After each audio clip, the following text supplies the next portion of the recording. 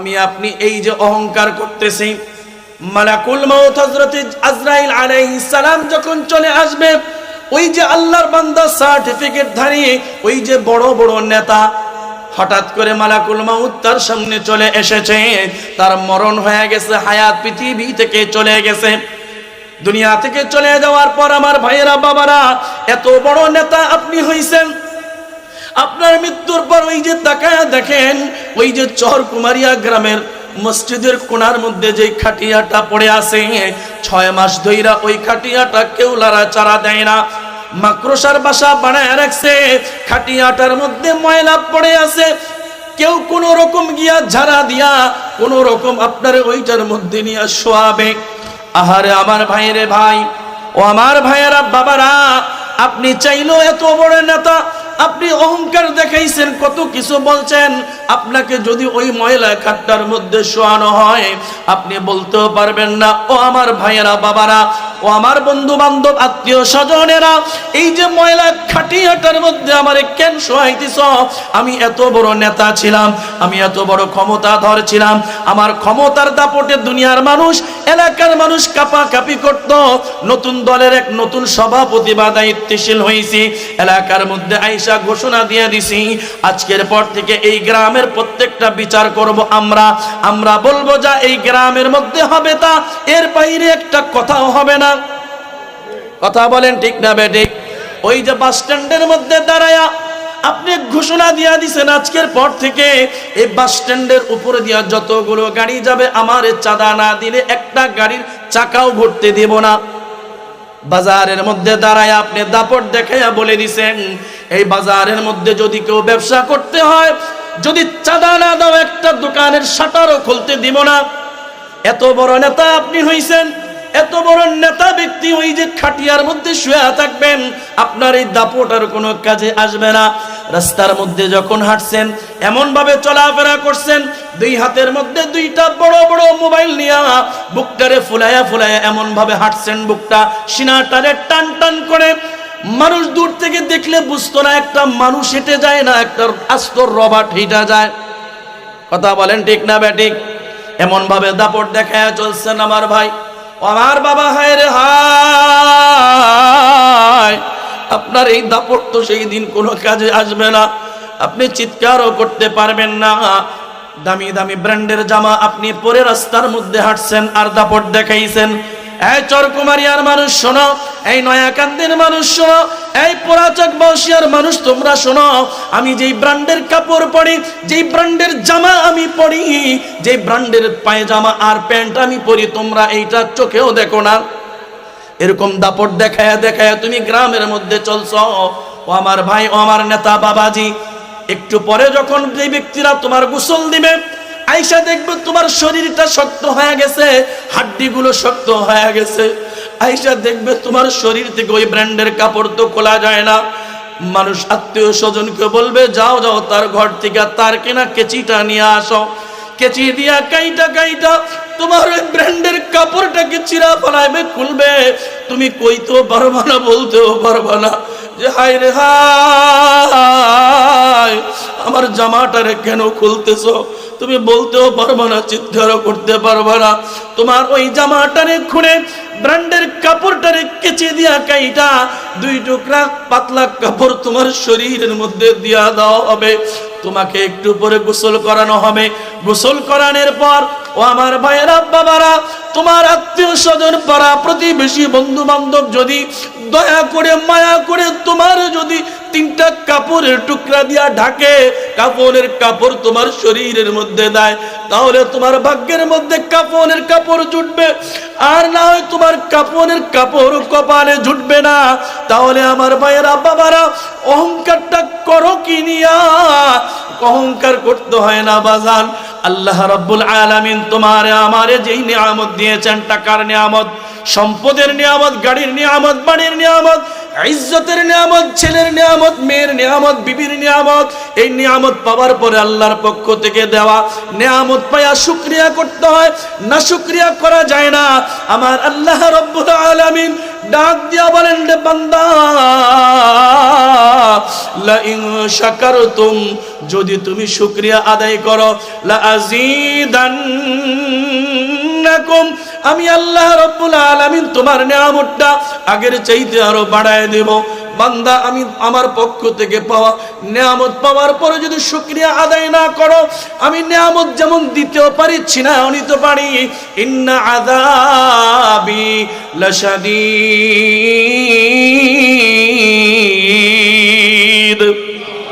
আল্লাহ রাব্বুল আলামিন বলেন, রে বান্দা, আমি তোর কঠিন শাস্তি দেব। এমন শাস্তি আমি আল্লাহ তাআলা দিব, গোটা পৃথিবীর মানুষ তাকায় থাকবে, কেউ কিচ্ছু বলতেও পারবে না। তুই তাকায় দেখ ফেরাউনের দিকে, আমি আল্লাহ রাব্বুল আলামিন ওই যে অদ্যতপূর্ণ নাফরমান ফেরাউনকে আমি আল্লাহ ক্ষমতার দাপট দিয়েছিলাম, ক্ষমতার নিয়ামত আমি আল্লাহ তাআলা ফেরাউনকে দিয়েছি, কিন্তু ফেরাউন এই নিয়ামত পাওয়ার পর শুকরিয়া আদায় না কইরা আমি আল্লাহ তাআলার নাফরমানির মধ্যে লিপ্ত হয়ে গেছে। এমন ভাবে লিপ্ত হয়েছে, সে নিজেকে নিজে বড় কিছু ভাবা শুরু করে দিয়েছে, নিজেকে শ্রেষ্ঠ আর সেরা ভাবতেছে। এমন শ্রেষ্ঠ আর সেরা ভাবতেছে, কয় আমার মতো সেরা, আমার মতো শ্রেষ্ঠ পৃথিবীতে আর কেউ নাই, আমার রাজ্যের মধ্যে নাই। কি বলতেছে? আমার মতো সেরা, আমার মতো শ্রেষ্ঠ হবে যখন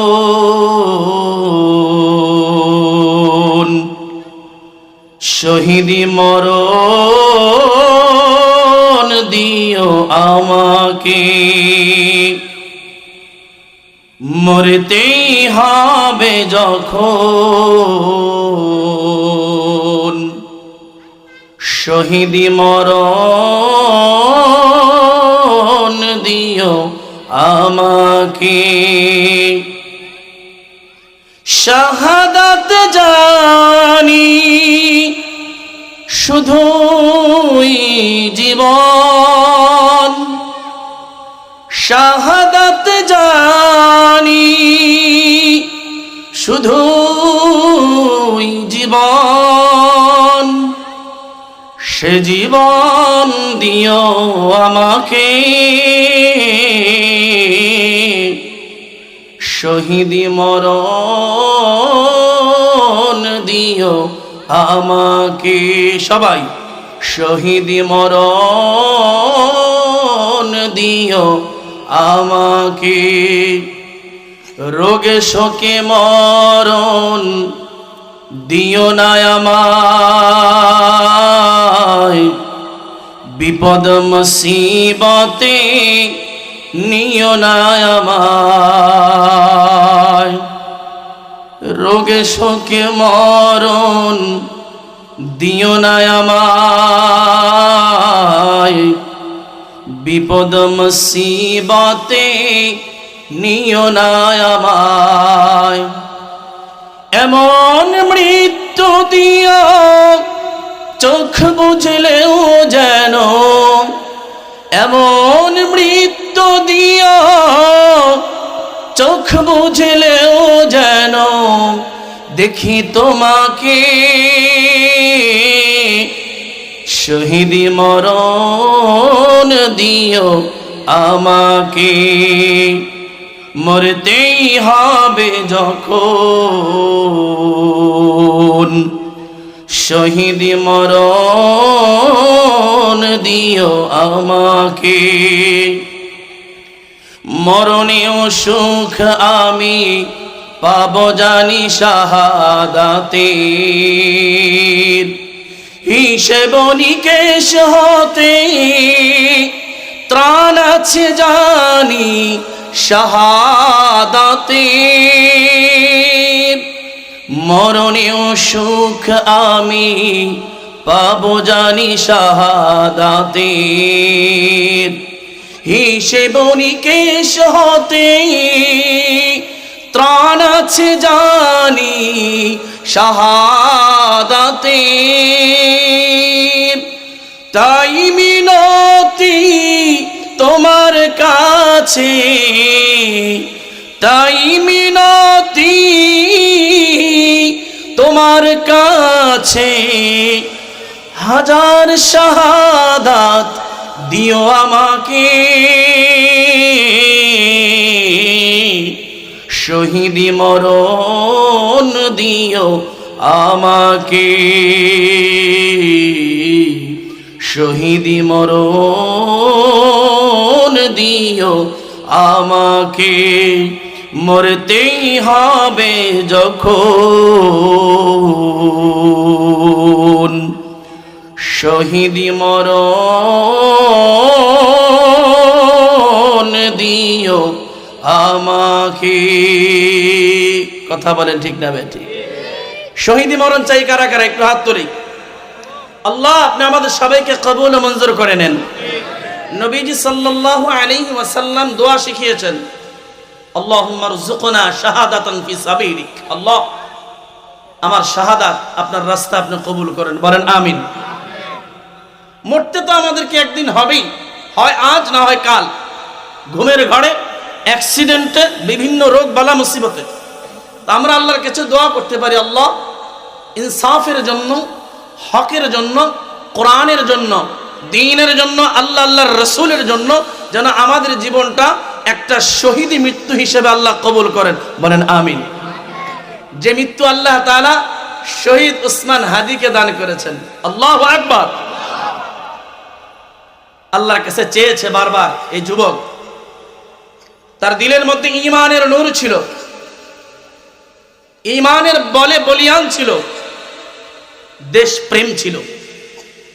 এই জন্য একটা যুবকের মধ্যে একসাথে গুরুত্বপূর্ণ দুইটা গুণ থাকার কারণে আল্লাহ এই সন্তানটাকে এমন ভাবে কবুল করেছেন, শুধু বাংলাদেশ নয়, গোটা পৃথিবীর লক্ষ কোটি কোটি মানুষ এখনো তার জন্য চোখের পানি ঝরায়। কথা বলেন ঠিক না বেঠিক? এই জন্য এমন জীবন আমাদেরকে গঠন করা দরকার। কবি বলেন, আনতাল্লাযী ওয়ালাদাতকা উম্মুকা বাকিয়ান ওয়ান-নাসু হাওলাকা ইয ইয়াকুনু ওয়ান-নাসু হাওলাকা দাহিকান ওয়া মাসরুরা ফাজহাদ লিনাফসিকা ইয ইয়াকুনু বাকিয়ান ফি ইয়াউমি মাউতিকা দাহিকান ওয়া মাসরুরা। কবি বলতেছেন, একজন যখন তুমি এসেছিলে ভবে, কেঁদেছিলে তুমি আর হেসেছিল সবে, এমন জীবন তুমি করিও গঠন, মরিলে হাসিবে তুমি, কাঁদিবে এ ভুবন। সুবহানাল্লাহ। এমন একটা জীবন যদি আমরা গঠন করে যেতে পারি, গোটা পৃথিবীর মানুষ আমাদের জন্য কাঁদবে, স্মরণ রাখবে, চির অমর হয়ে থাকবো। পৃথিবীতে যতদিনই আমরা বেঁচে থাকি না কেন, আমাদের ভালো কাজ কর্মের মাধ্যমে যদি আমরা আল্লাহকে সন্তুষ্ট করতে পারি, তো গোটা পৃথিবীর মানুষ আমাদেরকে স্মরণ করবে, আমাদের জন্য দোয়া করবে, নিঃস্বার্থভাবে আল্লাহর জন্য। এ ভালোবাসা, এ মোহাব্বত কেবল কার জন্য? আল্লাহর জন্য, দুনিয়ার কোনো স্বার্থের জন্য নয়। যে ছেলেটা শরীফ ওসমান হাদি, ঢাকার গুরুত্বপূর্ণ একটা আসন, ৮ আসন নির্বাচনের জন্য ছেলেটা দাঁড়িয়েছে শূন্য হাতে, হাতে কোনো টাকা নাই। তার নির্বাচনী কার্যক্রম সে চালিয়েছে মুড়ি আর বাতাসার মাধ্যমে। কিসের মাধ্যমে? মানুষকে মুড়ি খাওয়াইছে, বাতাসা খাওয়াইছে, অনেক টাকা দাম, একেবারে সাধারণ স্বাভাবিক নাস্তা যেটাকে বলা হয়। উল্টা মানুষ তাকে টাকা দিয়ে গেছে। তাহলে এই যে ইনসাফ, এই যে মহাব্বত, ভালোবাসা, তার সততা, ন্যায় নিষ্ঠতা, এটা আল্লাহর জন্য হওয়ার কারণে গোটা দুনিয়ার মানুষ এখনো তার জন্য কাঁদে। হ্যাঁ, কি হারিয়ে ফেললাম, বাংলাদেশ থেকে এক মহারত্ন আল্লাহ তাআলা আমাদেরকে দিয়েছিলেন, কিন্তু আমাদের আফসোস, আমাদের পরিতাপের বিষয়, রাষ্ট্রযন্ত্র, প্রশাসন, গোয়েন্দা বাহিনী, রাষ্ট্র ব্যর্থ এমন একটা সোনার ছেলেকে, এমন একটা দেশ রত্নকে হেফাজত করতে পারে নাই, গুরুত্বহীনতার চোখে দেখেছে। এই জন্য এমন একটা পার্সন, এমন একটা গুরুত্বপূর্ণ একটা ব্যক্তি অচিরে এই দেশ হারিয়ে ফেলেছে। আগামী 100 বছরেও বাংলার জমিনে এমন একটা শরীফ ওসমান হাদি তৈরি হবে কিনা সন্দেহ আছে। কথা বলেন ঠিক না বেঠিক? কোরআনের হাফেজ ছিল, আলেম পরিবারের একজন সন্তান, বাবার কাছ থেকে ন্যায় শিখেছে, ইনসাফ শিখেছে, মায়ের কাছ থেকে ন্যায় ইনসাফ শিখেছে। চমৎকার এক কথা সে বলেছে, আমি আমার শত্রুর সাথে ইনসাফ করব।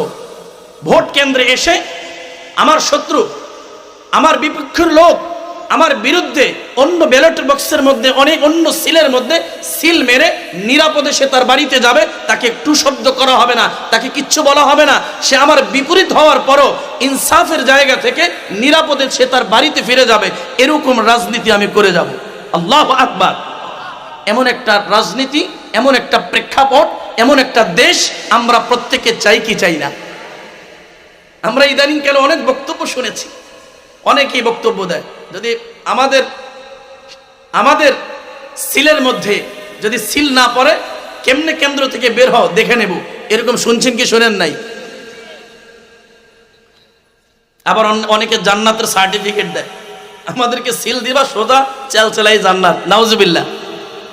অতিরঞ্জিত আবেগ কোনো জিনিসই ভালো না।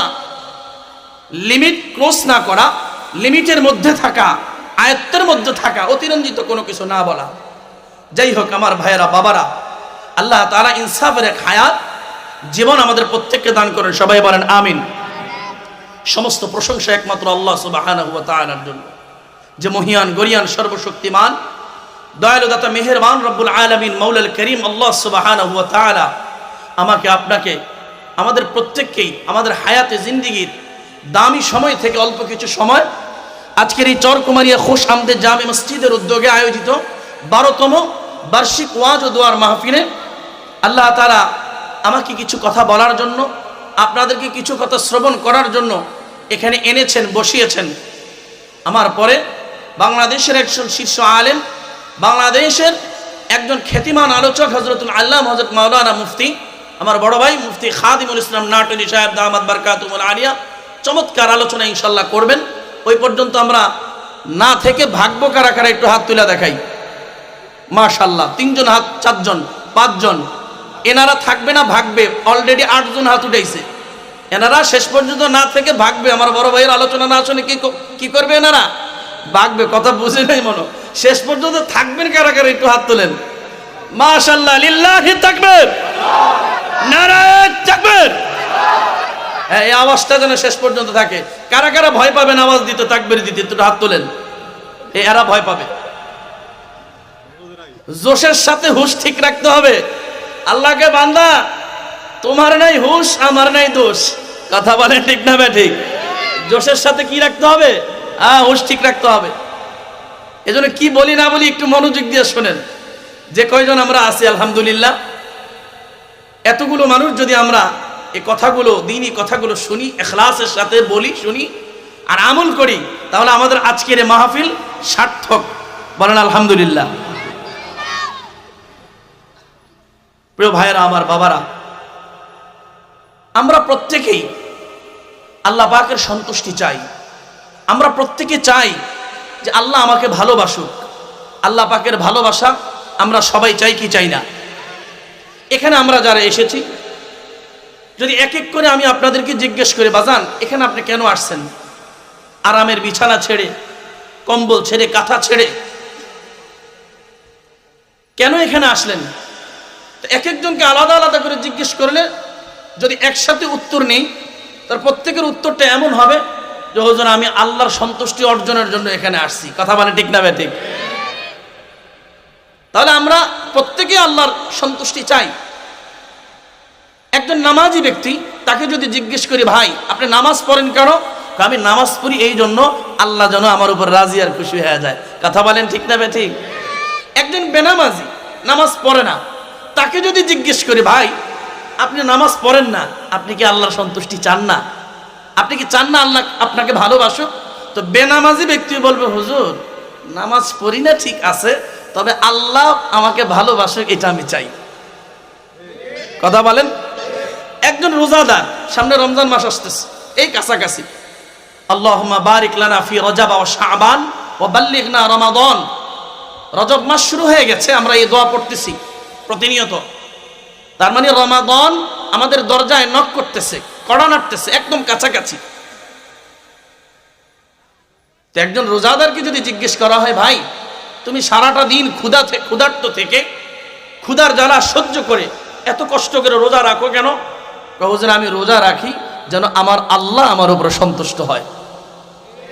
একজন বেরেজদার রোজা রাখতে পারে না, কষ্ট হয়, তো তারে যদি জিজ্ঞেস করা হয়, আচ্ছা বেরোজদার আসবে না, ইবাদত কি আসবে না কোনো? এই খারাপ অভ্যাসটা, বদ অভ্যাসটা অনেকটা গোবরের মতো। কিসের মতো? কথা বলেন, কিসের মতো? গোবরের মতো। উদাহরণ দিলে বুঝবেন। গ্রাম অঞ্চলের মানুষ আমরা, কম বেশি আমাদের এই দুই একটা বাড়ি পর পর এই গ্রামে গরু পালে কি পালে না? আছে না? গোয়াল ঘরের মধ্যে দুইটা তিনটা গরু কথার কথা 5 কেজি করে দৈনিক 15 কেজি দুধ দেয়। এখন এই 15 কেজি দুধকে সংরক্ষণ করার জন্য বাজার থেকে একটা 20 লিটারের বালতি নিছেন অথবা একটা গ্যালান নিছেন। এখন বলেন তো, ওই বালতির মধ্যে 20 লিটার দুধ রাখার পর বা 15 লিটার দুধ রাখার পর বালতির মধ্যে শুধু কি দেখা যায়? কি দেখা যায়? দুধ দেখা যায়। হঠাৎ করে ওই বালতির মধ্যে, দুধের মধ্যে এক টুকরা গোবর বা ছাগলের চনা এক টুকরা ছোট্ট পড়ে গেছে। বলেন তো, এই 10 লিটার 20 লিটার দুধের মধ্যে এই গোবর দেখা যায়? দেখতে হলে সব দুধ ফেলতে হবে, বের করতে হবে, এটাকে খুঁজেও পাওয়া যাবে না। কিন্তু বলেন তো, কিছুক্ষণ আগ পর্যন্ত যে 15 লিটার 20 লিটার দুধ একদম স্বচ্ছ পরিষ্কার ছিল, খাওয়ার উপযুক্ত ছিল, এই 20 লিটার দুধের মধ্যে মাত্র 1 ফোঁটা এতটুকু চনা পড়ার কারণে বা 50 গ্রাম গোবর পড়ার কারণে এই 20 লিটার দুধ পুরাটা ভালো হওয়া সত্ত্বেও এতটুকু গোবরের কারণে, নাপাকির কারণে এই 20 লিটার দুধ কি ভালো আছে না নাপাক হয়ে গেছে? ঠিক তেমনি ভাবে আমাদের হায়াতে জিন্দেগির সমস্ত ইবাদত, সমস্ত আমল ভালো হওয়ার পরেও একটা বদ অভ্যাস, বদ গুণ থাকার কারণে জিন্দেগির সমস্ত আমল বরবাদ হয়ে যাবে। যত ইবাদত করি না কেন, ওই আমল, ওই ইবাদত আল্লাহর কাছে গ্রান্টেড হবে না, গ্রহণযোগ্য হবে না। তাহলে এত মারাত্মক একটা গুনাহ, এত মারাত্মক একটা বদ অভ্যাস জানার দরকার আছে না নাই? সেই মারাত্মক বদ অভ্যাস আর গুনাহটার নাম হচ্ছে অহংকার। কথা বলেন, ওইটার নাম কি? বলেন তো, এই অহংকার আমার মধ্যে, আপনার মধ্যে, আমাদের মধ্যে, নারী পুরুষ নির্বিশেষে আমাদের মধ্যে আছে না নাই? সবার মধ্যে কম বেশি আছে না নাই? এই গোটা পৃথিবীর সূচনা লগ্ন থেকে আল্লাহ পাকের নাফরমানি কেউ করে নাই। সর্বপ্রথম আল্লাহর নাফরমানি যেই গুনাহের মাধ্যমে, আল্লাহর হুকুম যেই গুনাহের মাধ্যমে সর্বপ্রথম অমান্য করা হয়েছে, সেই গুনাহের নাম হচ্ছে অহংকার। সে গুনাহের নাম কি?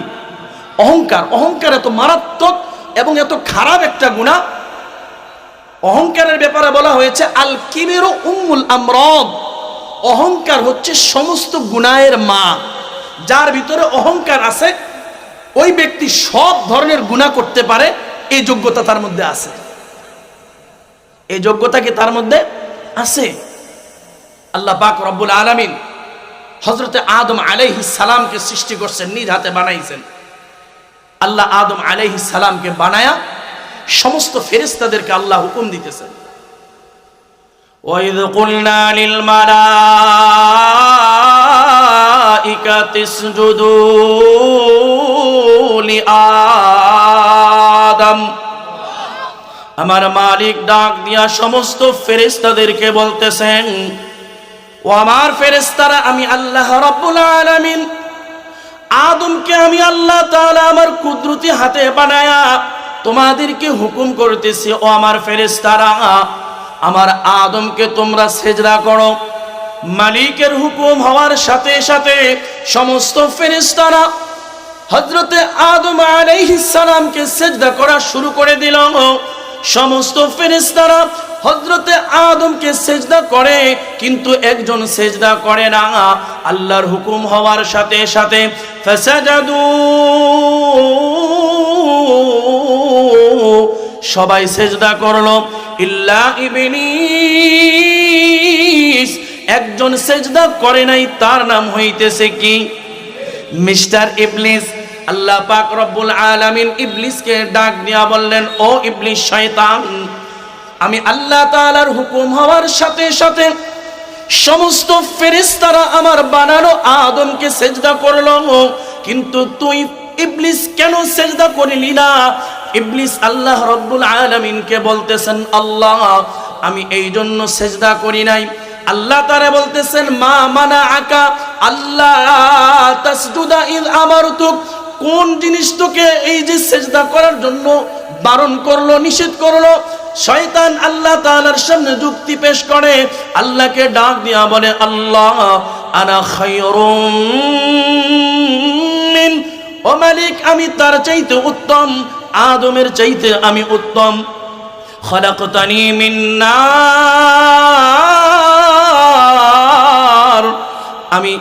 আমি ইবলিসকে তুমি বানাইছো আগুন থেকে। ও আল্লাহ আমি আগুন থেকে তৈরি ইবলিস, আর আগুনের স্বভাব হইতেছে যত নিচেই আপনি জ্বালান না কেন, যত নিচেই আপনি প্রজ্বলিত করেন না কেন, আগুনের স্বভাব হইতেছে যত নিচেই জ্বালানো হোক এই আগুনের স্ফুলিঙ্গটা, আগুনের এই যে মাথাটা দাউ দাউ করে নিচের দিকে নামে না, উপরের দিকে ওঠে, উপরের দিকে ওঠে। ও খলাকতাহু মিন তিন,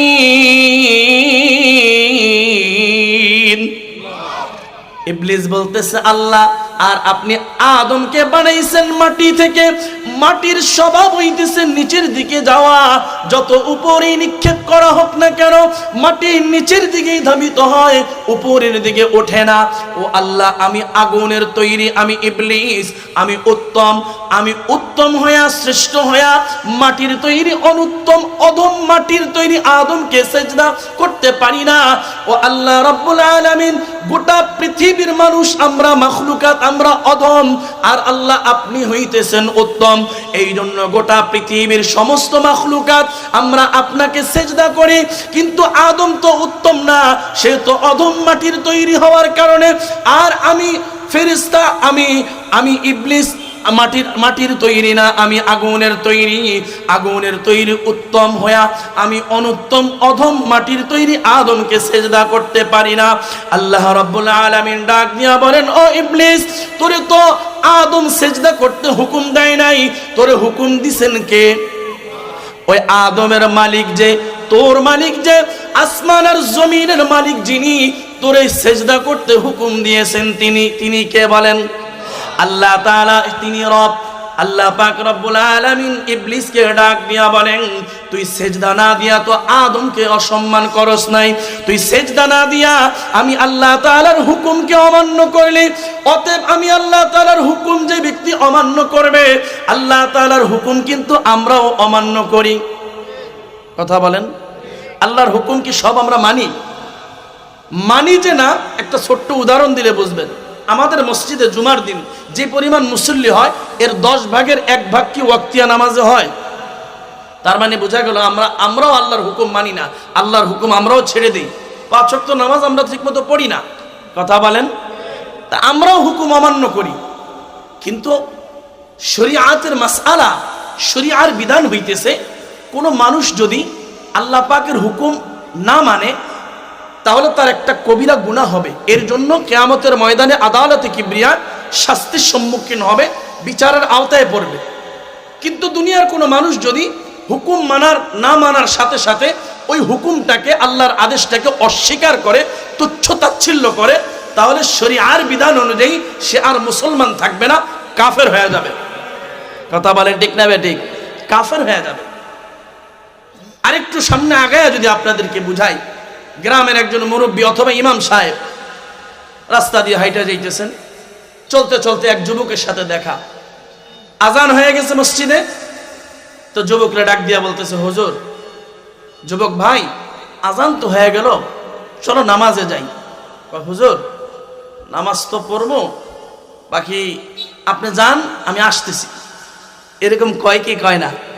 আসলে কি আসবে না ভাগবে।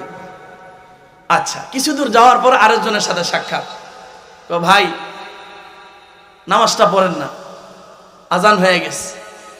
হুজুর যান, আমি একটু বাজারে যাবো, কাজ আছে, পরে পড়ে নেমুনি। পড়বে। তৃতীয় শ্রেণী দেখেন এগুলো আমাদের অনেকের সাথে মিলে যাবে। ভাই চলেন না, নামাজের সময় হয়েছে, আজান হয়েছে, চলেন। যুবক মানুষ হুজুর নামাজ তো পড়তাম, বাকি কাপড়টা ভালো নাই। কথা বলেন, কয় কি কয় না? কাপড়টা কি নাই, ভালো নাই। কি করছে? কাপড়ের মধ্যে কামসাইরা দিছে, যা করার করছে। এবার হুজুরে একটু সামনে আগায় গিয়া দেখে চায়ের দোকানে এক পাতি নেতা বসে রয়েছে। কি নেতা? আমাদের দেশে বড় বড় নেতার তুলনায় পাতি নেতার সংখ্যা বেশি না কম? দেখবেন বড় বড় নেতাগুলা চিপা চাপায় সাইডে চুপ করে বসে থাকে, আর পাতি নেতাগুলা সাইড থেকে খালি ব্যাঙের মতো লাফায়, মনে হয় মাত্র কুয়ার থেকে উঠে আসছে, হুদাও হুদাও লাফাই। বড় নেতার খবর নাই, রানিং নতুন এক দলের নেতা হইছে, তো তারে দিছে একটা সহ সভাপতির পদ। কিসের পদ? সভাপতি না, সহ সভাপতি। যার নাই কোনো গতি হয় সহ সভাপতি। বুঝেননি কথা? আচ্ছা, নেতারা এবার বলতেছে ভাই সামনে যত পড়ে গেছে, ইমাম সাহেব সালাম দিছে, সালাম দিয়া বলতেছে চলেন নামাজে, আজানটা তো হয়ে গেছে, নেতা নামাজে যাই। এখন নেতায় নরম সুরে বলতেছে হুজুর যান, আপনি নামাজে যান, আরে সময় নাই আমার, ব্যস্ত মানুষ, দুনিয়ার ভেজালের মধ্যে আছে। নেতায় কিসে আছে? চায়ের দোকানে বৈশা এক হাতে একটা চা নিয়া আর এক হাতে একটা কয়েল ধরাইয়া নেতায় কিসে আছে? এর ভেজাল হইলে এইটা, সারাটা দিন চায়ের স্টলে বসে বসে খালি বেঞ্চ গরম করা, এটি তার ভেজাল। কথা বলেন ঠিক না বেঠিক? এবার একটু সামনে আগায় ইমাম সাহেব বলতেছে, কথার সুর নরম আছে, ভাই নেতা সাহেব নামাজটা কি পড়া দরকার না? এখন এই কথা যখন বলছে, নেতায় তো পুরা তেলে বেগুনে জ্বলে উঠছে। আরে হুজুর কি কন? এক নাম্বার গুনাহ করেছে, আমি আল্লাহ তাআলার হুকুমকে অমান্য করেছে। দুই নাম্বার আবার এই হুকুমটাকে অমান্য করার পিছনে যুক্তি পেশ করছে। এই জন্য বলেন না, যারা যুক্তি পেশ করবে, অমান্য করবে, তাদের ঈমান আছে না গেছে? তাহলে কুফরি করার কারণে ঈমান যদি চলে যায়, ওই ব্যক্তির জন্য আল্লাহর পক্ষ থেকে শাস্তি আছে না নাই? আমার আল্লাহ রাব্বুল আলামিন এইবার ইবলিস শয়তানকে শাস্তি দেওয়া শুরু করে দিলেন। আল্লাহ রাব্বুল আলামিন ডাক দিয়া বলেন, রে আমার বান্দা, ও ইবলিস শুনে নাও, আমি আল্লাহ তাআলা যেমনি ভাবে রহমান, যেমনি ভাবে দয়ালু, আমি আল্লাহ যেমনি ভাবে মানুষের প্রতি, আমি আল্লাহ তাআলা যেমনি ভাবে মাখলুকাতের প্রতি দয়া প্রদর্শন করি, ঠিক তেমনি ভাবে আমি আল্লাহ তাআলা তোমাদের প্রতি কঠিন শাস্তিও প্রয়োগ করতে পারি কি পারি না? আল্লাহ রাব্বুল আলামিন শাস্তি দেওয়া শুরু করে দিলেন। ইবলিসকে ডাক দিয়ে আল্লাহ বলেন, ক্বালা ফাখরুজ মিনহা আই মিনাল জান্নাহ। এই ইবলিস, তোর এক নাম্বার শাস্তি হইতেছে, তুই এই মুহূর্তে আমার জান্নাত থেকে বের হয়ে যা। দুই নাম্বার আল্লাহ তাআলা বলেন, ফা ইন্নাকা রাজিম।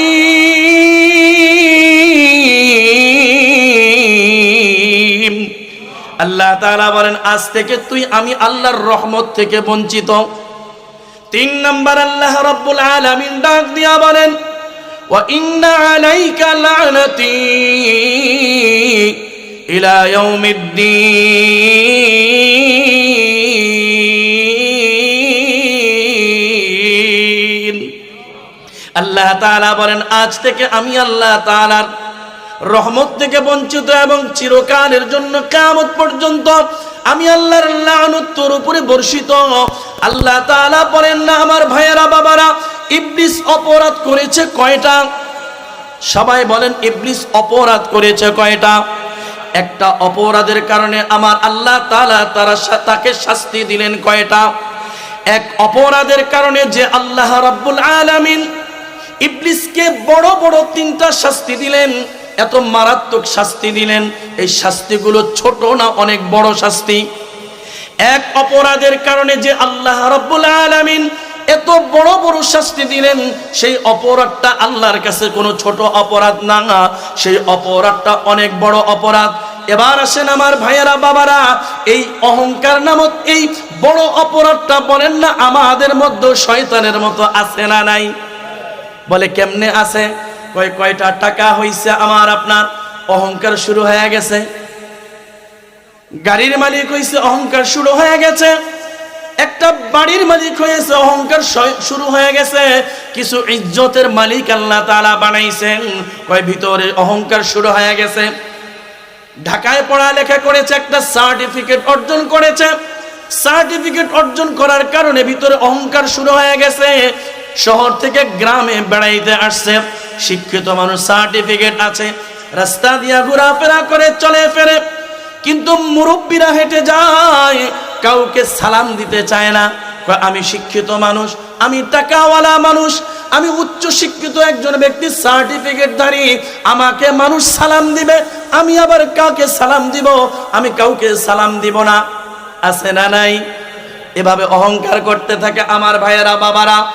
আল্লাহ পাক রব্বুল আলামিন ডাক দিয়া কোরআনুল কারীমের মধ্যে বলেন, ওয়ালা তুসঈর খাদ্দাকা লিন্নাস। আল্লাহ পাক রব্বুল আলামিন বলেন, ও আমার বান্দারা, তুমি মানুষের সামনে এইভাবে ভ্রু কুঞ্চিত করে, মানুষের সামনে তুমি অহংকার আর অপমানের সাথে কথা বলো না, এইভাবে দাম্ভিকতা দেখায়ও না। আল্লাহ রাব্বুল আলামিন বলেন, ওয়ালা তামশি ফিল আরদি মারহা। আল্লাহ তাআলা বলেন, জমিনের মধ্যে যখন তোমরা চলবা, দাম্ভিকতার সাথে চলো না, অহংকারের সাথে চলো না। রব্বে কারীম ডাক দিয়া বলেন, ইন্নাল্লাহা লা ইউহিব্বু কুল্লা মুখতালিন ফখুর। আল্লাহ তাআলা বলেন, নিশ্চয়ই আমার আল্লাহ রাব্বুল আলামিন অহংকারী ব্যক্তি, দাম্ভিক ব্যক্তিকে ভালোবাসেন না, পছন্দ করেন না। আল্লাহ তাআলা বলেন, রে বান্দা, এই পৃথিবীতে তুমি যখন এসেছ, খালি হাতে এসেছ। তুমি দুনিয়াতে আসার সময় তোমার শরীরের মধ্যে তুমি জামা কাপড় পর্যন্ত নিয়ে আসো নাই। যেই টাকা নিয়া, সম্পদ নিয়া, গাড়ি নিয়া, বাড়ি নিয়া, সার্টিফিকেট নিয়া, যেই ইজ্জত আর সম্মান নিয়া দুনিয়ার মধ্যে তুমি অহংকার করো, এই ইজ্জত, সম্মান, টাকা, গাড়ি, বাড়ির সাথে তুমি নিয়ে আসো নাই। আসার সময় তুমি এমন ভাবে খালি আসছো, এমন ভাবে তুমি আসছো না বান্দা, না। তুমি কান্না করতে করতে বিবস্ত্র অবস্থায়, উলঙ্গ অবস্থায় পৃথিবীতে এসেছ। তোমার এমন একটা কঠিন পরিস্থিতি গিয়েছে, তুমি তো একটা নিঃস্ব অবস্থায় ছিলা। ও আমার বান্দা, অহংকারটা করো কি নিয়া? তুমি অহংকার করে যে জমিনের উপর দিয়া চলো, এই জমিনকে চাইলেও তো তুমি পা দিয়া দাবাইতে পারবা না। ইন্নাকা লান তাখরিকাল আরদ। তুমি চাইলে পা দিয়া দাবায়া জমিনটাকে তুমি নিচেও দাবাইতে পারবা না।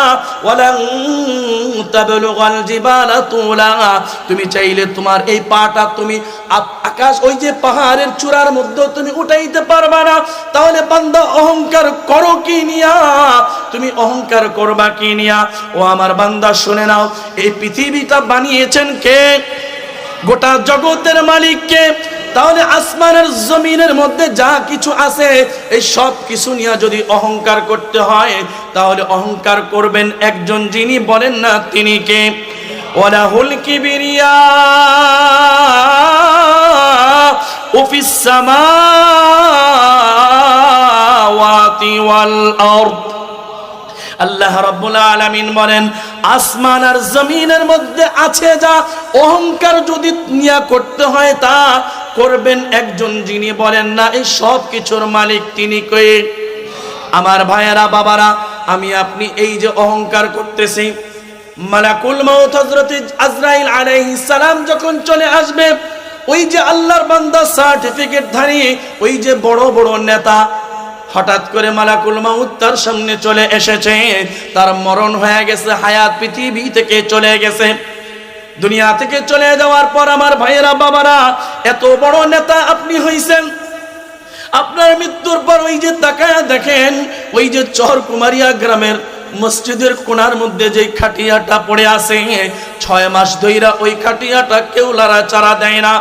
মাকড়সার বাসা বানায় রাখছে, খাটিয়াটার মধ্যে ময়লা পড়ে আছে, কেউ কোন রকম গিয়া ঝাড়া দিয়া কোন রকম আপনার ওইটার মধ্যে নিয়ে শোয়াবে।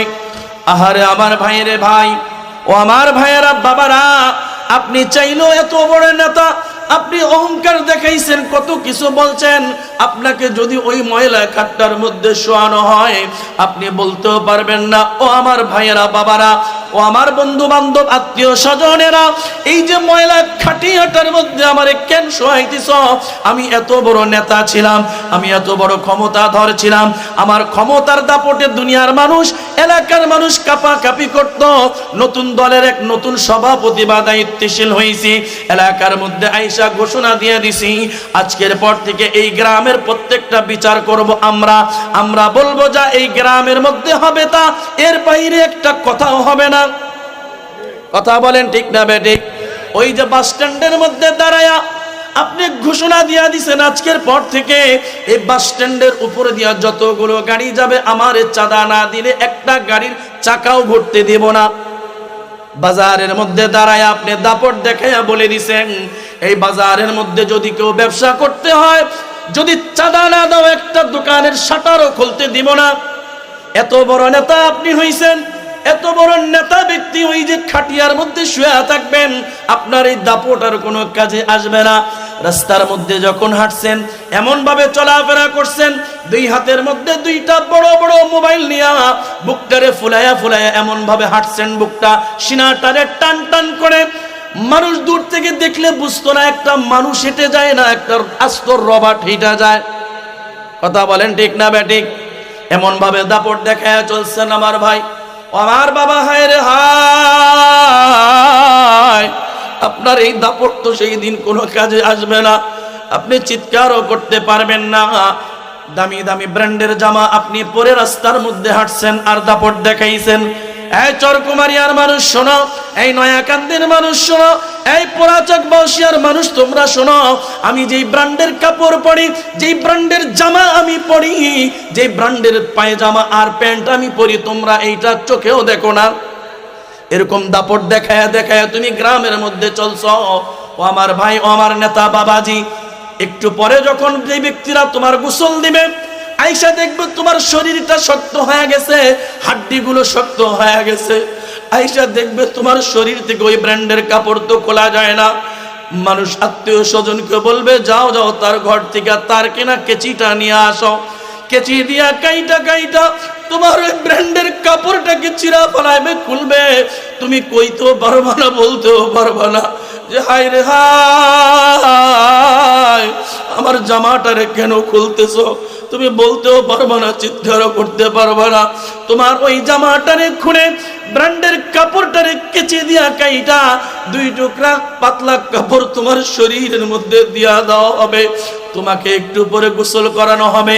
গোসল করানোর পর, ও আমার ভাইয়েরা, বাবারা, তোমার আত্মীয় স্বজন, পাড়া প্রতিবেশী, বন্ধু বান্ধব যদি দয়া করে মায়া করে তোমার যদি তিনটা কাপড়ের টুকরা দিয়া ঢাকে, কাপড়ের কাপড় তোমার শরীরের মধ্যে দেয়, তাহলে তোমার ভাগ্যের মধ্যে কাপড়ের কাপড় জুটবে।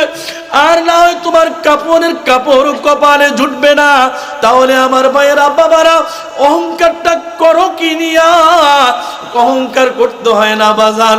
আল্লাহ রাব্বুল আলামিন তোমারে আমারে যেই নিয়ামত দিয়েছেন, টাকার নিয়ামত, সম্পদের নিয়ামত, গাড়ির নিয়ামত, বাড়ির নিয়ামত, ইজ্জতের নিয়ামত, ছেলের নিয়ামত, মেয়ের নিয়ামত, বিবির নিয়ামত, এই নিয়ামত পাওয়ার পরে আল্লাহর পক্ষ থেকে দেওয়া নিয়ামত পায়া শুকরিয়া করতে হয়, না শুকরিয়া করা যায় না। আমার আল্লাহ রাব্বুল আলামিন ডাক দিয়া বলেন, রে বান্দা, লা ইন শাকারতুম, যদি তুমি শুকরিয়া আদায় করো, লা আযীদান্নাকুম, আমি আল্লাহ রাব্বুল আলামিন তোমার নিয়ামতটা আগের চাইতে আরো বাড়ায় দেব। বান্দা, আমি আমার পক্ষ থেকে পাওয়া নিয়ামত পাওয়ার পরে যদি শুকরিয়া আদায় না করো, আমি নিয়ামত যেমন দিতেও পারি, ছিনাও নিতে পারি। ইন্না আযাবি লাশাদীদ।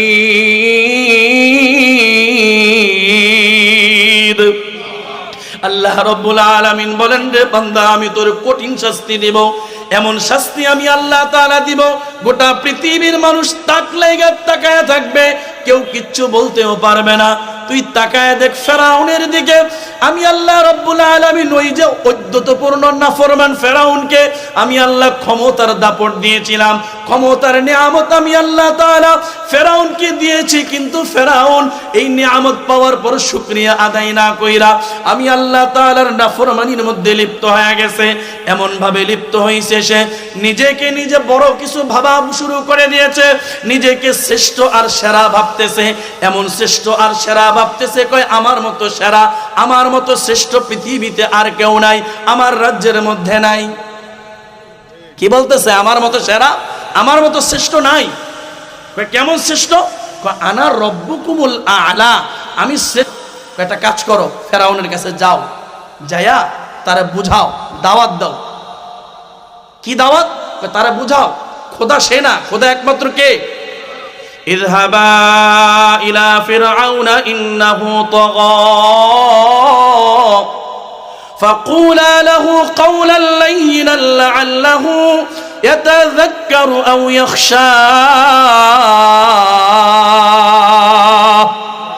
আল্লাহ রাব্বুল আলামিন হযরত মূসা আলাইহিস সালামকে ডাক দিয়া বললেন, যাও যাও ফেরাউনের কাছে যাও, তারে গিয়া দাওয়াত দাও।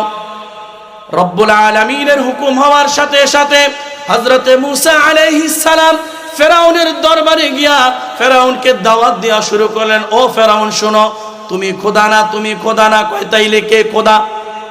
কয় তুমি খোদা হইতে পারো না, খোদা তো একজন, যিনি আমার মালিক, যিনি তোমার মালিক, তিনি গোটা পৃথিবীর সমস্ত মাখলুকাতের মালিক যিনি। তুমি কেমনে খোদা হইবা? তোমারও তো দুইটা হাত, আমারও দুইটা হাত, তোমার দুইটা পা, আমারও দুইটা পা, তোমার দুইটা চোখ, আমারও দুইটা চোখ, তোমার দুইটা কান, আমারও দুইটা কান, তোমার একটা নাক, আমারও একটা নাক। তুমি যদি খোদা হও তাহলে আমিও তো খোদা, আর আমিও যদি খোদা হই দুনিয়ার সব মানুষ এক একটা খোদা। খোদা হইয়া আবার খোদারে কেমনে খোদা মানে? সবাই তো খোদা। যুক্তি ঠিক আছে না? ধর্মীয় পাগলামি শুরু করে দিয়েছে, নাউজুবিল্লাহ। এতদিন আমার এই খোদাগিরি নিয়ে কেউ কথা বলে নাই, তুমি কই থেকে আসছো? ভাগো। মূসা আলাইহিস সালাম চলে গেলেন। আল্লাহরে বলতেছেন, আল্লাহ ফেরাউন তো বদমাইশ, তো কথা শোনে না। কথা না শুনলে কি করার? কথা না শুনলে নরমেজেও তো হবে না, একটু গরম করতে হবে। সোজা আঙ্গুলে ঘি না উঠলে কি করতে হয়? আঙ্গুল কথা কয় না। ঘুমায় গেছেন আপনারা? এটা তাকবীর দেন তো, লিল্লাহি তাকবীর, নারে তাকবীর। হ্যাঁ, চরকুমারিয়ার মানুষ আছে, টেনশন নাই। যারা আশপাশে আছেন চলে আসেন, ইনশাআল্লাহ আমরা আসি। তো সোজা আঙ্গুলে যদি ঘি না ওঠে, আঙ্গুল কি করতে হয়? বাঁকা করতে হয়। আল্লাহ বললেন, স্বাভাবিকভাবে গেছো তো, হয় নাই, যাও তোমার একটা মুজিজা দিলাম, মুজিজাটা নিয়া এবার যাও ফেরাউনের কাছে। কি মুজিজা? আল্লাহ বলেন, ওয়াদখিল ইয়াদাকা ফি জাইবিকা তখরুজ বাইদা মিন গায়রি সু। আল্লাহ পাক রব্বুল আলামিন বলেন, ও আমার মূসা, তোমার যে হাতটা আছে তোমার বগলের নিচে, আস্তিনের নিচে ঢুকাও। বগলের নিচে, আস্তিনের নিচে হাতটা ঢুকানোর সাথে সাথে হাত আবার বললেন বের করো, ফখরুজ মিনহা। হাতটা বের হওয়ার সাথে সাথে এই যে লাইটের মধ্যে যেমনি ভাবে আলো দেয়, লাইট দেখা যায় না, খালি আলো দেখা যায়। হযরত মূসা আলাইহিস সালামের হাতের মধ্যে খালি আলো দেখা যায়। আল্লাহু আকবার। এই আলোটা কোনো সাধারণ আলো না, সূর্যের আলোর চাইতে আরো অনেক বেশি আলোকিত। হাতটা এত আলোকিত হয়ে গেছে, ওই যে ফেরাউনের রাজ দরবারটা পুরাটা আলোকিত হয়ে গেল। সমস্ত প্রজারা, মন্ত্রীরা দিকে তো হতবাক হয়ে গেছে, কিং কর্তব্য বিমূঢ় হয়ে গেছে। এরকম আলো তো আর জীবনে দেখে নাই। এইবার ফেরাউন ডাক দিয়া বলে, হায় রে হায়, মূসা দেখাইলো আলো, এই দিক দিয়ে আমার খোদাগিরি গেল। খোদাগিরি কি? হায় হায় কারবার সারছে। প্রজারা তো বুঝা ফেলতেছে, কয় রে হায় মূসা, তুমি এত বড় জাদুঘর, আগে তো জানতাম না। নাউজুবিল্লাহ। দেখাইলো আল্লাহর পক্ষ থেকে মুজিজা। ফেরাউন কি কয়, তুমি এটা কি দেখাইছো? ভালো মতো যখন না পারে এরকম হুজুরদেরকে কিছু মানুষ কয়, বুঝছি, এর আউলা জওলা ফু দিয়ে দিছেন, এরকম আছে না নাই? হ্যাঁ। এবার আবার হযরত মূসা আলাইহিস সালাম আল্লাহর কাছে ফিরে গেলেন। আল্লাহ, দেখাইলাম তো মুজিজা, আপনি পাঠাইলেন। ফেরাউনকে আমি বলে জাদু দেখাইছি। কয় না মুসা হবে না, নরম মুজিজা দিছি তো, ঠান্ডা মুজিজা দিছি তো, এজন্য তার এটা এফেক্ট করে নাই। তাহলে কি কত, এটা গরম মুজিজা দেই। তো গরম কি, গরম হইতেছে লাঠি। গরম কি, লাঠি। ঠান্ডা জিনিস আলো বুঝে আসে নাই। তো কেমনে দিবেন, তোমার হাত দাও। তো হাত বাড়াইছে, হাতের মধ্যে তো একটা লাঠি আছে, তো এই কি মুজিজা দেব, হাত তো খালি নাই। আল্লাহ আবার বলতেছে ওমা তিলকা বিয়ামিনিকা ইয়া মূসা, ক্বালা হিয়া আসাই। আল্লাহ রাব্বুল আলামিন ডাক দিয়া মূসা আলাইহিস সালামকে বললেন, ও আমার পয়গম্বর, তোমার হাতের মধ্যে এটা কি দেখা যায়? মূসা আলাইহিস সালাম বললেন, হিয়া আসাই, আমার হাতে এটা লাঠি। এবার নিজে নিজে উত্তরে দিতেছেন, আতাওয়াক্কাউ আলাইহা ওয়া আহুশু বিহা আলা গনামি ওয়া লিয়া ফিহা মাআরিব উখরা। আল্লাহ তাআলার কাছে মূসা আলাইহিস সালাম বলেন, আল্লাহ, এই লাঠিটা দিয়ে আমি ভর দেই গাছ থেকে আমার ছাগল আর বকরির জন্য আমি পাতা পারি, ওলিয়া ফিহা মাআরিব উখরা, আরো অন্য বিভিন্ন কাজকর্ম এই লাঠির মাধ্যমে আমি করি। আল্লাহ তাআলা বলেন, যাও আরেকটা কাজ আমি বানায় দিলাম। ক্বালা আলকিহা ইয়া মূসা, তোমার এই হাতের লাঠিটা তুমি ছেড়ে দাও। এই কথাটা বলার সাথে সাথে ফাআলকাহা ফাইদা হিয়া হাইয়াতুন তাসআ, হযরত মূসা আলাইহিস সালাম আল্লাহ পাকের হুকুম হওয়ার সাথে সাথে হাতের লাঠিটা মাটির মধ্যে ছাড়ার সাথে সাথে বিশাল এক সাপ হয়ে দৌড়ানো শুরু করছে। আল্লাহু আকবার।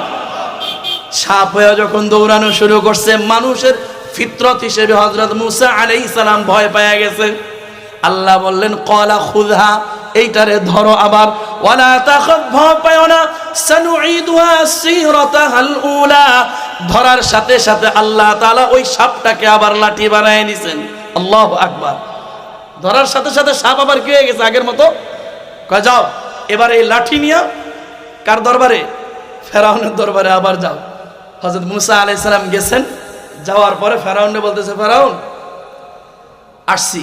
আসছো নাকি, আজকে আবার কি লইয়া আসছো? আসছি, দেখতে চাইও না আজকে।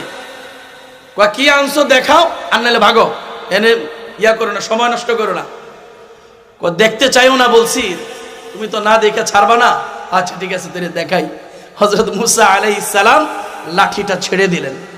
কিতাবের মধ্যে ঘটনা আসছে, লাঠিটা ছাড়ার সাথে সাথে বিশাল এক সাপ হইয়া ফনা তুলে একদম ফেরাউনের পুরা চোখ বরাবর গিয়া ফুস করে এমনি একটা কি দিছে, ছবল দিছে। শরীরে দেয় না, খালি ভয় দেখাইছে। কিতাবের মধ্যে ঘটনা আসছে, টানা 40 দিন পাতলা পায়খানা। কার? ফেরাউনের টানা 40 দিন কি পাতলা পায়খানা করতে করতে শেষ। কোন রকম ইমোটিল খায়া পেটটারে ঠিক করে স্যালাইন, এরপর আরো যা আছে খাইয়া টিয়া পেট ঠিক করে 40 দিন পরে এবার মূসা আলাইহিস সালামকে ডাকছে, আসো খেলা হবে। কি কয়? খেলা হবে, আসো। আমগো দেশ তো এরকম কয়, কি হবে? খেলা হবে। তো খেলা হবে যেই চাচারা বলে, যখন আমাদের তাওহীদে জনতা আর দেশপ্রেমিক মানুষরা যখন মাঠে নামে, ওই খেলোয়াড়দেরকে আর খুঁজে পাওয়া যায় না। কথা বলেন ঠিক না বে ঠিক? ফেরাউন বলতেছে, মূসা আসো খেলা হবে, মাঠে আসো। তুমি কি জাদু দেখাইছো? আমারও জাদুকর আছে। আমার জাদুকরদের সাথে আগে তুমি পাঞ্জা লড়ো, তাদের সাথে আগে লাগো। যদি জয়যুক্ত হতে পারো, এরপরে তোমার কথা শুনবো। দিন ঠিক, তারিখ ঠিক, মাঠও ঠিক, সমস্ত জায়গায় এলান হয়ে গেছে। বিশাল এক মাঠের মধ্যে হযরত মূসা আলাইহিস সালাম দাঁড়ায় গেছেন, এক সাইডে একা। এর বিপরীতে পুরা মাঠের মধ্যে একজন আর দুইজন নয়, প্রায় 40,000 জাদুকর। কত হাজার? 40,000 জাদুকর। কার পক্ষ থেকে? ফেরাউনের পক্ষ থেকে। এবার ফেরাউনের পক্ষ থেকে 40,000 জাদুকর আইসা ওখানে দাঁড়াইছে। কেউ বাথরুমের চিপার থেকে বাইরে হইতেছে, কেউ জঙ্গলের পিছন থেকে। কারণ জাদুকরদের কাজে হইলো এই সমস্ত আজাদ কুজাত আউলা জাউলা জায়গার মধ্যে থাকা। কথা বলেন ঠিক না বেঠিক? আউলা জাউলা জায়গার মধ্যে থাকা। এবার জাদুকররা ওখানে দাঁড়ায়া মূসা আলাইহিস সালামকে দেখা, কিছু পাতি জাদুকর আছে না, মূল জাদুকররা না, ওই যে আগেই বলছি এদেশে সবচেয়ে বড় বেশি ক্ষতি করছে পাতি নেতারা, পাতি সাংবাদিকেরা। কথা বলেন ঠিক না বেঠিক? এদেশের সবচেয়ে বেশি ক্ষতি করছে তারা। আপনি ইতিহাস খোঁজেন, ইতিহাস খুঁজলে পাবেন এই পাতি নেতারা এই সাইডে ডাইনি পামে যারা থাকে বড় বড় নেতাদেরকে ফাসলে আউলা ঝাউলা কথা বলে বিপদে ফেলায় দেয়। এই জন্য নেতারা সাবধান, আউলা ঝাউলা সব পাতি নেতার কথা শোনা যাবে না। তো এই পাতি জাদুকররা মুসা আলাইহিস সালামকে দেখে বলতেছে আমরা হইলাম 40,000 আর মুসা অপর দিকে একা। এখন আমরা যদি আগে জাদু টাদু ছেড়ে দিই, 2-3 জন জাদু ছাড়লেই তো তার জাদু শেষ, তাহলে খেলা শুরু হওয়ার আগে শেষ। কথা বলেন, 40,000 জাদুকরের জাদুর খেলা আর দেখা যাবে? 2-3 জনে শেষ হয়ে যাবে। কইলে এবার ওই পাতি নেতারা বলতেছে ক্বালু ইয়া মুসা ইম্মা আন তুলকিয়া ওয়া ইম্মা আন নাকুনা আউওয়ালা মান আলকা।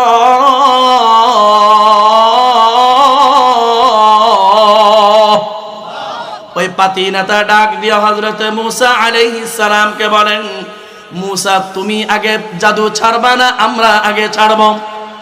হযরত মুসা আলাইহিস সালাম ডাক দিয়া বললেন ক্বালা বাল আলকু ফাইযা হিবালুহুম ওয়া ইসইয়ুহুম ইউখায়্যালু ইলাইহি মিন সিহরিহিম আন্নাহা তাসআ। তোমরা আগে জাদু ছাড়ো। এই কথা বলার সাথে সাথে তারা আগে এক এক করে জাদু ছাড়া শুরু করছে। কেউ লাঠি ছাড়ে, কেউ দড়ি ছাড়ে, কেউ বিভিন্ন ধরনের টানাটুনা ছাড়া শুরু করছে। ছাড়তে ছাড়তে 40,000 জাদুকর তাদের সাপগুলো ছেড়ে দিছে। একটা বিশাল মাঠের মধ্যে যদি 40,000 সাপ কিলবিল কিলবিল করে, উপস্থিত হাজার হাজার মানুষ জীবনেও একসাথে 40,000 সাপ তারা জীবনেও দেখে নাই। ভয়ে ভীত সন্ত্রস্ত হয়ে সবাই কাঁপাকাঁপি শুরু করে দিছে। আইরে হায়, এত সাপ তো জীবনেও আর দেখি নাই। সবাই ভয় পেয়ে গেছে। হযরত মুসা আলাইহিস সালাম তিনিও মানুষ হিসেবে ভয় পাইছেন। ফাআউজাসা ফি নাফসিহি খিফাতাম মুসা, তিনিও ভয় পেয়ে গেলেন। আল্লাহ তাআলার দিকে তাকাইলেন, মুতাওয়াজ্জিহ হয়ে গেলেন। আল্লাহ বললেন কুলনা লা তাখাফ, ও মুসা তুমি একা না, তুমি ভয় পাও না, যার সাথে কেউ নাই। তুমি মনে রেখো তোমার সাথে একজন আছেন, যিনি তিনি বলেন না কে? ইন্নাকা আনতাল আ'লা, ও মুসা তোমার সাথে আছেন তোমার রব একজন, তিনি কে?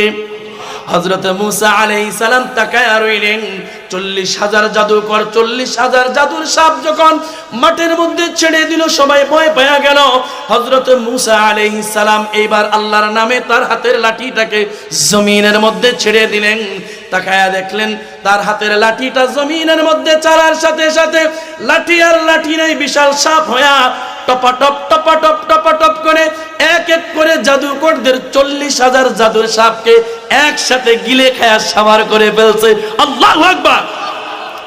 সমস্ত জাদুকরেরা আশ্চর্য হয়ে তাকায়া গেল। জাদুকর যে ব্যক্তি জাদু করে, যে যে কাজ করে, সেই সেই কাজের সম্পর্কে জানে। স্বর্ণকার স্বর্ণ সম্পর্কে জানে কি জানে না? মাছ ব্যাপারী জানে মাছ দেখলে এটা কোন কোয়ালিটির মাছ, এটা কি বরফ দেওয়া মাছ নাকি অরিজিনাল মাছ। ওই যে ঢাকা শহরের মধ্যে আমরা মাঝে মধ্যে দেখি কিছু কিছু বাটপার সিটার মাছের মধ্যে একটু কাদা আর প্যাক লাগায়, আবার মাঝে মধ্যে একটু ফেনা আর কচুরি দিয়া কয় এটা নদীর মাছ, নদীর মাছ, অরিজিনাল মাছ, আসলে চাষের মাছ। কথা বলেন ঠিক না বেঠিক?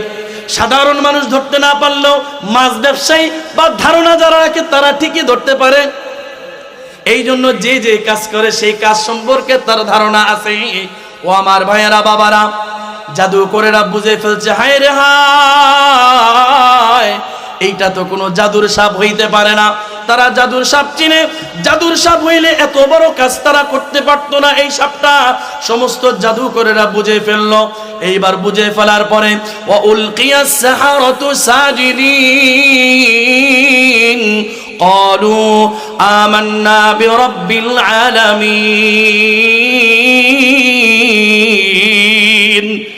رب موسى وهارون সমস্ত জাদুকরেরা সিজদায় লুটায়া পড়লো আর বলল ক্বালু আমান্না, ওই আল্লাহর উপরে আমরা ঈমান আনলাম, বিরব্বিল আলামিন, যিনি গোটা পৃথিবীর মহান মালিক রব্বুল আলামিন। আর আমরা ঈমান আনলাম রব্বি মূসা ওয়া হারুন, যিনি রব্বি মূসা হারুনের রব এবং হযরত মূসা আলাইহিস সালামের রব।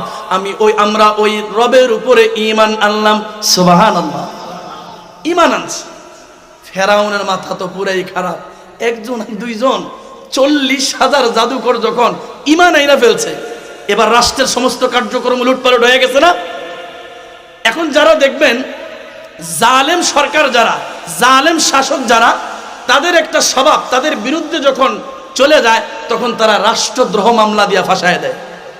কথা বলেন ঠিক না বেঠিক? কি মামলা দেয়? রাষ্ট্রদ্রোহ মামলা। আলেমদেরকে নিয়ে জেলে ঢুকাবে গরুর রশি দিয়া, এভাবে জেলখানায় হাজতে হাজতে থানায় থানায় কোর্ট কাছারিতে খালি দৌড়াইবে। কথা বলেন ঠিক না বেঠিক? কারণ তার বিরুদ্ধে গেছে, এজন্য রাষ্ট্রদ্রোহ মামলা। তখন কি করা যায়? তো ফেরাউন বলতেছে ক্বালা আমানতু লাহু ক্বাবলা আন আযানা লাকুম, তোরা আমার কাছে না জিগায়া ঈমান আনলি? ইন্নাহু লাকাবীরুকুমুল্লাযী আল্লামাকুমুস সিহর, এ মূসা তোগো উস্তাদ, তোগরে এই মূসাই গোপনে জাদু শিখাইছে, তার কথা শুনা তোরা ঈমান আনলি, আমার কথা একবারও চিন্তা করলি না? চিন্তা যেহেতু করস নাই তো তোগরে শাস্তি দেব। কি শাস্তি? তার ডাইন বাম থেকে যে পাতিনা তারা বুদ্ধি দিতেছে, স্যার একটা কাজ করেন, এগুলার হাত পা কেটে দেন। কি করে দেন? হাত পাও কেটে দেন। দিলাম। কয় না এমনে না। কয় কেমনে? কয় ফালা উকাত্তিআন্নাকুম ওয়া আরজুলাকুম মিন খিলাফ, হাত পাও এইভাবে কাটবেন, ডান হাত যদি কাটেন তো বাম পাশের বাম পাও কাটবেন, কারণ যদি দুই হাত, ডান হাত ডান পাও কাইটা দেন তাহলে ব্যালেন্স থাকবে। অথবা যদি পাও দুইটা কাইটা দেন, হাত থাকে হাত দিয়ে কাজ করবে, অথবা হাত কাইটা দিয়ে যদি পা থাকে পাও দিয়ে কাজ করতে পারবে, ভিক্ষা করবে। অতএব এইভাবে না করে ডান হাত কাটলে বাম পা, বাম হাত কাটলে ডান পা, উলট পালট করে যাতে ব্যালেন্স ঠিক রাখতে না পারে। কয় লও কাইটা দাও। হাত পা গুলা কাইটা দিছে। কয় না এতটুকু হবে না, আরো কঠিন শাস্তি হবে। জালেম যখন বড় জালেম হয়ে যায়, জুলুম করে, তার জুলুমের পরিধি পরিণাম অনেক ভয়ঙ্কর পর্যায়ে নিয়ে যায়। এবার শাস্তি শুধু এতটুকু হবে না, ওয়ালা উসাল্লিবান্নাকুম আজমাইন, ওয়ালা উসাল্লিবান্নাকুম আজমাইন। কয় শুধু হাত পা কাটলেই হবে না, এদেরকে শুলিতে চড়ায়া দাও। নাউজুবিল্লাহ। কোথায় চড়াও? শুলিতে চড়াও। শুলিতে চড়ায়া এই জাদুকর যারা যারা ঈমান আনছে তাদেরকে মারব। শেষ আলোচনার শেষ পর্যায়ে চলে আসছি আমি। এবার বলেন তো, এই যে এত কিছু হইল, হওয়ার পর আল্লাহ পাক রব্বুল আলামিন বলেন, মূসা এত কিছুর পরও ফেরাউন বুঝলো না, ঔদ্ধত্যপূর্ণ আচরণ দেখাইলো, তাহলে লও তারা শাস্তি দিতে হবে। কিভাবে? তো আল্লাহ বলেন, ফারসালনা আলাইহিমুত তুফান,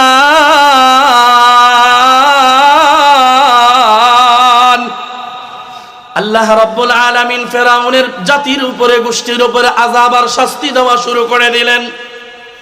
এক নাম্বার শাস্তি আল্লাহ তাআলা দিলেন তুফানের আযাব। একদিন আর 2 দিন নয়, টানা 14 দিন। কোন কোন কিতাবের মধ্যে এসেছে 21 দিন, কোন কোন জায়গার মধ্যে এসেছে টানা 24 দিন। ফেরাউনের জাতির উপরে, গোষ্ঠীর উপরে তুফান শুরু হয়ে গেছে। সমস্ত প্রজারা আয়েশা ফেরাউনকে বলতেছে, মহামান্য ফেরাউন, আমরা তো আর টিকতে পারতেছি না তুফানের কারণে। ফেরাউন এবার মূসা আলাইহিস সালামের কাছে যায় বলে, ও মূসা, তোমার আল্লাহকে বলো এই তুফানটা বন্ধ করে দিতে। কয় বলবো বন্ধ করতে, ঠিক আছে, তবে তুমি আগে ঈমান আনো। কয় আনমু। কয় কি? কয় ঈমান আনমু, আগে বন্ধ করতে বলো। আল্লাহর কাছে গিয়া মূসা আলাইহিস সালাম আবেদন জানাইলেন, আল্লাহ তাআলা বন্ধ করে দিলেন। সকালবেলা ফেরাউন রাজদরবারের মধ্যে গিয়া সভাসদদের সামনে গিয়া বলতেছে, তোমাদের কষ্ট হইতেছে এই জন্য আমি এই তুফানটারে বন্ধ করে দিছি। নাউজুবিল্লাহ। বলেন তো তুফান বন্ধ কি ফেরাউন করছে না? তুফান দিছেন যিনি, বন্ধ করছেন। 2 নাম্বার আল্লাহ বলেন অদ্দফাদিআ, আল্লাহ তাআলা ব্যাঙের আযাব দেওয়া শুরু করছেন। 2 নাম্বার আযাব কি? ব্যাঙ। যেখানে যায় খালি দেখে ব্যাঙ আর ব্যাঙ। বেডিং এর মধ্যে সিটে ঘুমাইতে গেছে ব্যাঙ লাফ দেয়, ভাত খাইতে বসছে ভাতের মধ্যে ব্যাঙ। পাতিল ঢাকনা খুলছে, দেখ ব্যাং লাফায়। বাথরুমে গেছে, দেখে বাথরুমের তলাতে ব্যাং লাফ দিয়ে মিশির দিশি লড়াই ফেলছে। কথা বোঝেন নাই? অবস্থা খারাপ। আবার গিয়ে মুসা আলাইহিস সালামকে বলল এই আযাবটা বন্ধ করে দিতে হবে। তাহলে ঈমান আনো। ঈমান আনমু, কি করতে হবে? আগে আযাবটা বন্ধ করে দিতে হবে। আল্লাহ আযাব বন্ধ করে দিছে। 3 নাম্বার আল্লাহ বলেন ওয়াল কুম্মালা, উকুনের আযাব দিছে। কিসের আযাব? সব প্রজাদের মাথার মধ্যে উকুন, মন্ত্রীদের মাথায় উকুন, রাজ দরবারে বসে বসে খালি মাথা চুলকায়। কিন্তু ফেরাউন কপাল পরা, সে নিজের খোদা দাবির করার কারণে তার মাথায় উকুন, কিন্তু চুল খেতে পারে না। মানুষ কইব যে খোদারও উকুনে ধরে, বিপদ দেখছেন। এবার বলতেছে মুসা আলাইহিস সালামের কাছে, তোমার রবকে বলো এই আযাব বন্ধ করে দিও। ঈমান আনো। আনমু, বন্ধ করতে কও, দেখি তোমার খোদার কি পাওয়ার। সাধারণ একটা উকুন যদি বন্ধ করতে না পারে তাহলে আমি ঈমান আনমু কি লেগেন? খাটাইশের কথাও শুনছেন? আচ্ছা ঠিক আছে, যাও, বন্ধ করে দিল আল্লাহ। পরে 3 নাম্বার গেল। 4 নাম্বার আল্লাহ তাআলা বলে আল্লাহ তাআলা এই পঙ্গপাল নামক আযাব দিছে। কিসের আযাব? পঙ্গপাল আইসা ওই যে ফেরাউনের যে জাতি, তাদের শস্য ক্ষেত খামার সব খাইয়া সাফ। এমনকি কিতাবের মধ্যে এসেছে ঘরের যে চৌকাটের কাঠগুলো আছে সেগুলো খাইয়া সাফা। সবাই এসে বলতেছে বন্ধ করতে বলো, অবস্থা তো খারাপ, সব খাইয়া ফেলতেছে। তো আল্লাহ তাআলার হুকুমে বন্ধ করে দিছে। ওই যে ঈমান, আগের কথা। 5 নাম্বার আল্লাহ তাআলা শাস্তি দিলেন ওয়াদ্দামা আয়াতিন মুফাসসালাত, সর্বশেষ শাস্তি যেটা। যেখানেই দেখে খালি রক্ত। নদীতে নামছে গোসল করার জন্য, কোষ নিচে হাতে, পানি দেখে রক্ত। পানি খাইতে নিবে জগের মধ্যে, দেখে রক্ত। ভাতের পাতিলের মধ্যে পানি দিয়া ভাত রান্না করতেছে, দেখে রক্ত। একে একে 5টা শাস্তি দেওয়ার পরেও ঐদ্যতপূর্ণ অহংকারী ফেরাউন আল্লাহর হুকুম মানতেছে না, ঈমান আনতেছে না। আল্লাহ পাক রব্বুল আলামিন এই শাস্তি দেওয়ার পরে এবার ফেরাউন সভাসদ নিয়ে পরামর্শ করতেছে কি করা যায়।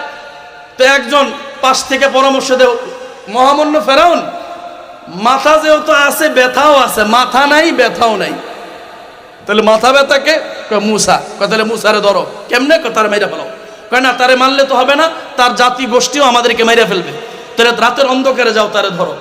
একদম রাতের অন্ধকারে যখন রওনা দিছে তার মারার জন্য, দুনিয়ার কেউ জানুক আর না জানুক, একজন যিনি অন্ধকারের মধ্যে জানে তিনি কে? নারায়ে তাকবীর। প্রধান বক্তার আগমন, শুভেচ্ছার স্বাগতম। আলহামদুলিল্লাহ, হুজুর চলে আসছেন। ইনশাআল্লাহ যতটুকু আলোচনা আমরা শুনলাম এই অহংকারী ফেরাউনের বিষয়ে, আল্লাহ তাআলা অহংকারের কারণে তার সর্বশেষ নীল নদের মধ্যে ডুবাইয়া মারছেন। আল্লাহ রাসূল সাল্লাল্লাহু আলাইহি ওয়াসাল্লাম হাদিসের মধ্যে বলেন লা ইয়াদখুলুল জান্নাতা মান কানা ফি কলবি মিসকাল হাববাতিন মিন কিবির। যেই মানুষের দিলের মধ্যে যাররা পরিমাণ অহংকার আছে, এই যাররা পরিমাণ অহংকার নিয়ে আল্লাহর জান্নাতে ঢুকতে পারবে না। জান্নাতে যাইতে চাই না কারা কারা? একটু হাত তুলি। যাইতে চাই কারা কারা? আল্লাহ সবাই কবুল করেন, বলেন আমিন। ওয়া আখিরু দাওয়ানা আনিল হামদুলিল্লাহি রাব্বিল আলামিন। আমার বড় ভাই চলে আসছে, আর একটু সামনে